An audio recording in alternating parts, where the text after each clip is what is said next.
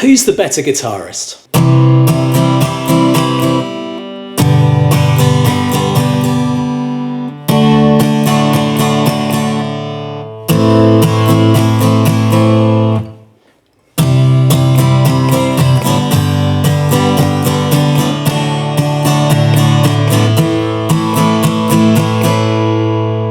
Guitarist B, right?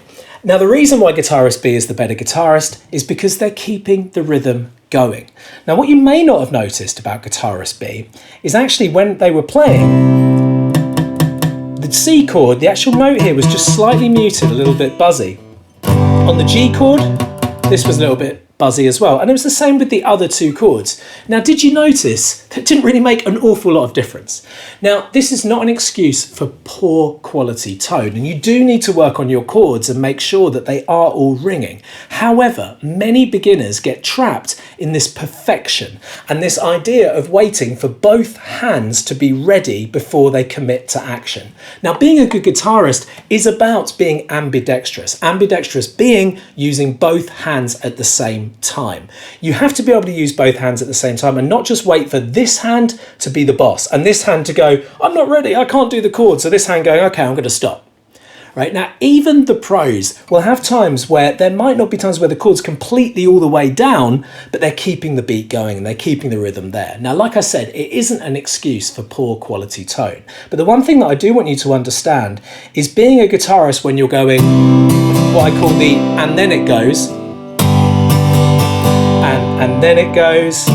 Sometimes take a leap of faith. Go for the chord and keep the right hand strumming regardless of what the outcome is. Now, that's once again not to say that it's an excuse for poor quality tone. You still need to check your chords, of course, and you can do that by picking, but just keep the rhythm going and make a jump. And you'll be surprised, by doing that, you link up the hands and make them make decisions. Your left hand makes decisions faster by you doing that.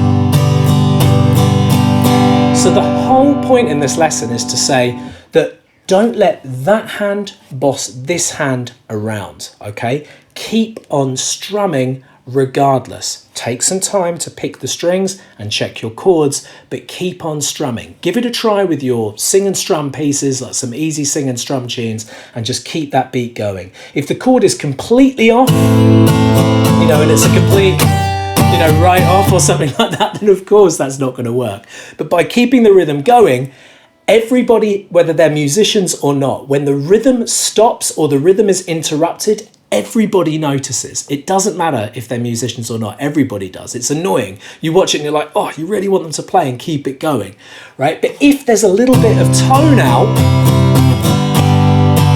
people don't notice. Yes, a musician might notice and say, oh, you're not quite fretting that chord out, right? And, a teacher would notice, but most people that aren't musical won't notice. They will notice if the rhythm is off and if you're stopping and starting with the rhythm. So keep on strumming, link those two hands up together. I've been Drue James. For more lessons like this, please visit learnguitarinlondon.com. Keep on playing.